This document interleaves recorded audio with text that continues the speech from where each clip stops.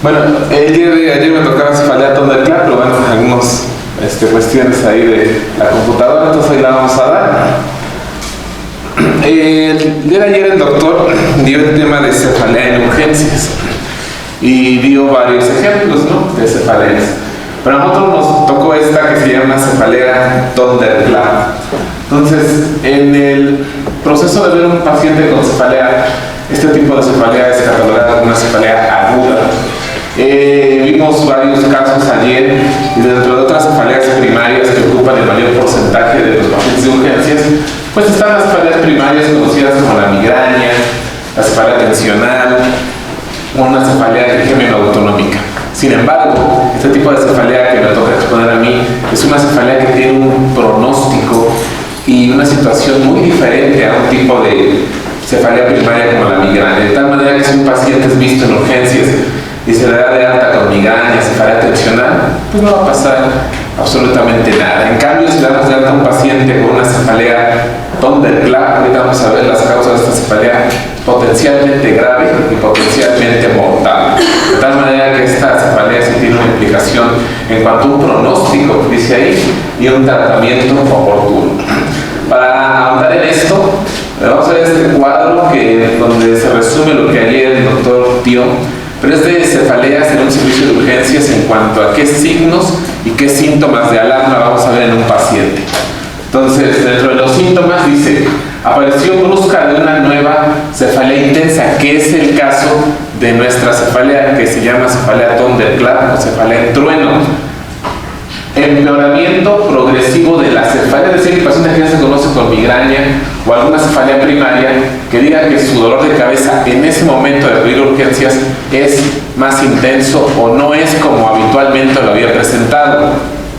Otra, que aparezca la cefalea con ejercicio, tos y esfuerzo, que tenga síntomas asociados en este caso como somnolencia, confusión, falta de equilibrio, mialgias, artralgias, fiebre o un trastorno visual progresivo.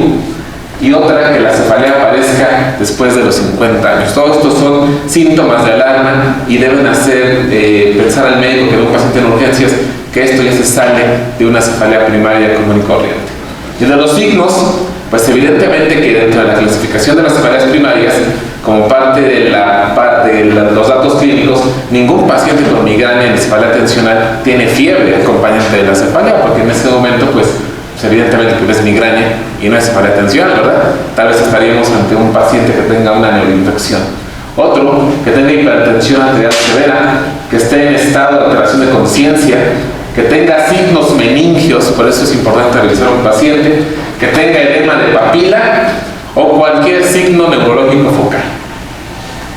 Entonces, este tipo de dolor de cabeza que se llama la cefalea thunderclap tiene como causante una serie de patologías que vamos a ver ahorita, potencialmente, repito, mortales. Entonces es importante saber reconocer una cefalea secundaria. Esto en base a qué lo vamos a hacer, bueno, en base al interrogatorio. Siempre que llega un paciente de urgencia preguntamos cómo es su dolor, dónde es, desde cuándo empezó y qué síntomas lo acompañan.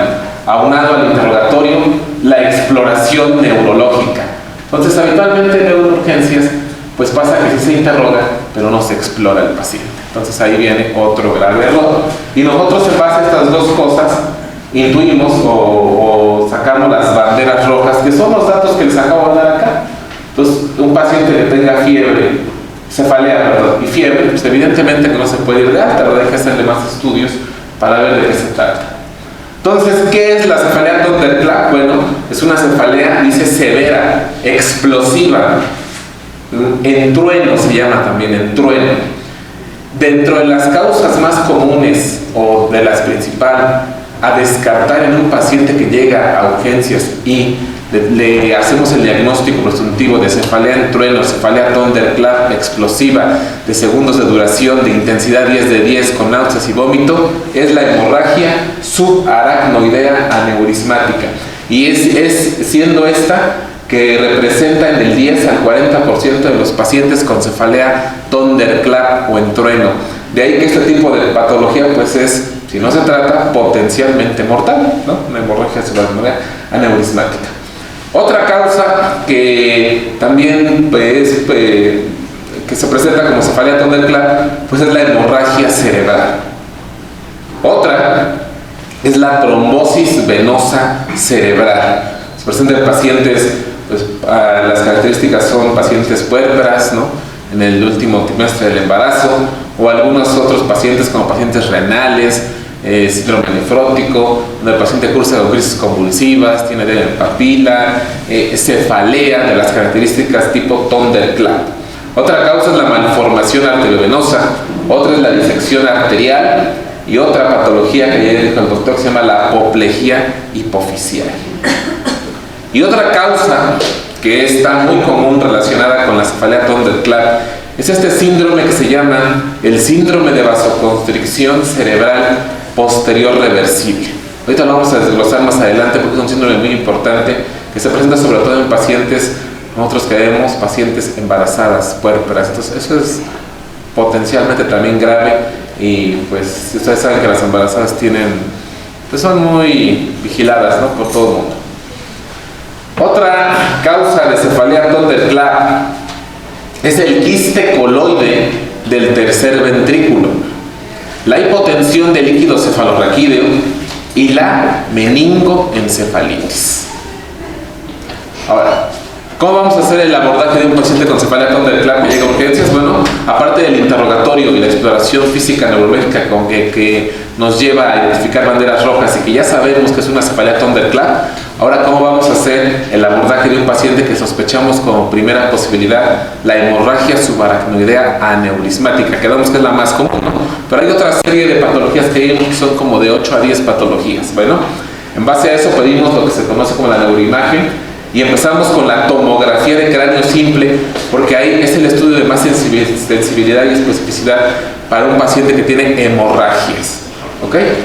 Le sigue otro estudio, dado que si la tomografía de cráneo simple no arroja en ese momento datos de sangrado, bueno, seguimos con la punción lumbar, que nos va a servir para dos cosas: en la sospecha de un paciente que no tenga datos de hemorragia, pero sí posiblemente alguna neuroinfección, o también en el abordaje de hemorragia subaracnoidea, el paciente se la tiene que hacer punción lumbar, dado que la tomografía es normal y nuestra sospecha diagnóstica es hemorragia subaracnoidea.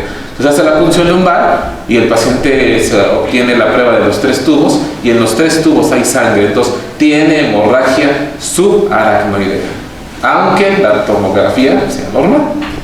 También como parte de los estudios hacemos un angiotac, porque ya quedamos que la principal es hemorragia subaracnoidea de origen aneurismático, entonces tenemos que evidenciar la lesión aneurismática con base en la angiotomografía.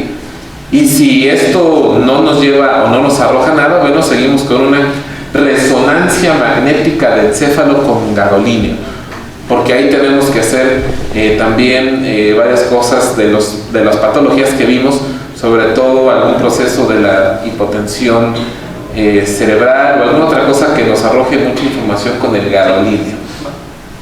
Si la sospecha es trombosis venosa cerebral, bueno, pues ahí se pide lo que se conoce como la venotac o la resonancia magnética en su fase de venoresonancia, y de esta manera podemos saber qué seno cerebral es el que está tapado y confirmar nuestra sospecha diagnóstica como debut de esto, la cefalea Thunderclap. Y si es una apoplejía hipofisiaria, igual, resonancia magnética con foco en la región celar.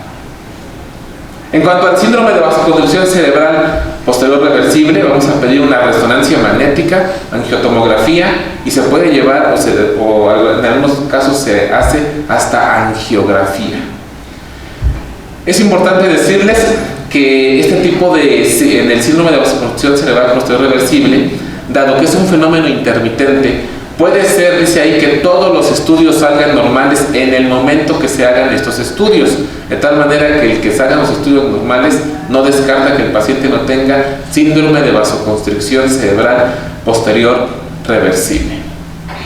Y la conclusión de esto es que si todos los estudios complementarios son normales, nosotros le decimos al paciente que tiene una cefalea primaria y le ponemos de diagnóstico cefalea Thunderclap. Pero ya se le abordó al paciente con todos los estudios que en las patologías que vimos de 8 a 10 no arrojaron alguna normalidad. Su diagnóstico final sería cefalea primaria Thunderclap, pero no tiene ninguna causa de fondo. ¿ok? Estas patologías son potencialmente graves y potencialmente mortales. Del síndrome de vasoconstricción cerebral posterior reversible vamos a hablar un poco, porque este se presenta en pacientes, por ejemplo, dice acá, embarazo y puerperio, aquellos que se exponen a ciertas drogas, y vienen ahí una serie de medicamentos que ustedes los pueden leer, como los inhibidores selectivos de la recaptura de serotonina, sumatriptán, el uso de triptanos también puede favorecer un síndrome de vasoconstricción cerebral posterior reversible. Otro medicamento que usamos mucho los neurólogos se llama la inmunoglobulina humana, lo usamos por ejemplo en Guillain-Barré y astenia gravis, fingolimod, o sea, una serie de agentes que potencialmente son causantes del síndrome de vasoconstricción cerebral posterior reversible. Otras causas son la hipercalcemia, porfiria, síndrome urémico hemolítico, púrpura trombocitopénica trombótica, dacterectomía por cirugía, ¿no? Tumor de glomus, y puede ser que si nada de esto sea causa, bueno, es un factor que no se identifica en ese momento y sea idiopático. Este es el resumen hecho por Calabrés 2007, donde están los elementos, dice ahí, clínicos para el diagnóstico del síndrome de vasoconstricción cerebral posterior reversible. Y dice ahí que se usa una angiografía transfemoral o angiografía indirecta por TAC o resonancia magnética que documenta la vasoconstricción de la arteria cerebral segmentaria, pero ya dijimos que puede ser que en el momento que se haga, salga normal el estudio. Eso no quiere decir que no lo tenga. No hay evidencia de hemorragia subaracnoidea aneurismática, porque es otra causa de la cefalea Thunderclap. Se hace una punción lumbar, dice ahí que sale normal o casi normal, con ligero incremento de las proteínas, pero la glucosa y los leucocitos son normales, o sea, no tiene un proceso infeccioso. Pero hay un dolor de cabeza agudo, severo, dice. Entonces, esa es la cefalea Thunderclap. Y el diagnóstico, dice, no puede confirmarse hasta que se documente la reversibilidad de las anomalías angiográficas dentro de las 12 semanas posteriores al inicio, o si la muerte ocurre antes de que se complementen los estudios de seguimiento. Y bueno, si el paciente pues ya falleció, la autopsia descarta afecciones como vasculitis, pues sí, ya post-mortem pues, no tiene chiste, ¿no? Pero bueno. Y finalmente en la parte de angiografía pues se ven las alteraciones segmentarias de lo que constituye el síndrome de vasoconstricción cerebral posterior reversible. Esto en los estudios de neuroimagen, nosotros vemos en la secuencia de difusión las lesiones que ocasionan este tipo de síndrome, que afecta principalmente, por eso se llama posterior, porque afecta mucho la región parietal, occipital, pero también se puede ir a la región frontal y temporal en algunos casos. En algunos casos se ve, hay hemorragia subaracnoidea, y otro ejemplo aquí de hemorragia parenquimatosa en el caso de un paciente con trombosis venosa cerebral, donde la hemorragia casi siempre es hacia la línea media, y a veces donde decimos nosotros en el espejo, tiene hemorragia acá, y también tiene hemorragia del otro lado, ¿no? Sangran los dos lados. ¿Qué tratamiento tiene este tipo de síndrome? Bueno, se usan los bloqueadores de canales de calcio. ¿Cuál? Principalmente nimodipino, se usa el nimodipino. Esto hace el nimodipino que se reduzca la intensidad de la cefalea, pero no ha demostrado, dice, eficacia en la resolución de la vasoconstricción. De hecho, dentro de los criterios diagnósticos, ustedes vieron acá, me regreso, que puede ser, dice ahí, que se persistan las alteraciones angiográficas hasta 12 semanas posteriores. Lo que nos interesa en ese momento es tratar el síntoma que el paciente por el cual acude, que es la cefalea. Entonces usa nimodipino, y están contraindicados medicamentos que usa todo el mundo, que se llaman los esteroides. Eso no se usa, esteroides, ¿ok? Nimodipino. Y para el tratamiento de la cefalea Thunderclap, que no encontramos una causa, por así decirlo, que es idiopática, se usan analgésicos comunes y corrientes. ¿Ok? ¿Alguna pregunta de este tipo de cefalea? ¿Es corto este tema? No, es muy amplio. Lo importante es saber las causas que estas la originan. Entonces nos regresamos para que puedan ver. Entonces, como primera posibilidad, descartar hemorragia subaracnoidea, hemorragia cerebral, trombosis venosa, malformación arteriovenosa, disección arterial, apoplejía, y este síndrome que no es una patología tan común, pero que hay que pensar en ella, sobre todo ya vimos en pacientes que son las más complicadas, que son las embarazadas, ¿no? Las pacientes puérperas. ¿Alguna pregunta? ¿Qué tiempo damos el tratamiento? Bueno, el tiempo de la ingesta del nimodipino puede irse hasta un mes, mes y medio de la ingesta, porque acuérdense que las alteraciones hemográficas pueden persistir hasta 12 semanas, pero la cefalea, esa con la ingesta del medicamento remite enseguida, pero el tratamiento sí se mantiene por cerca de 3-4 semanas.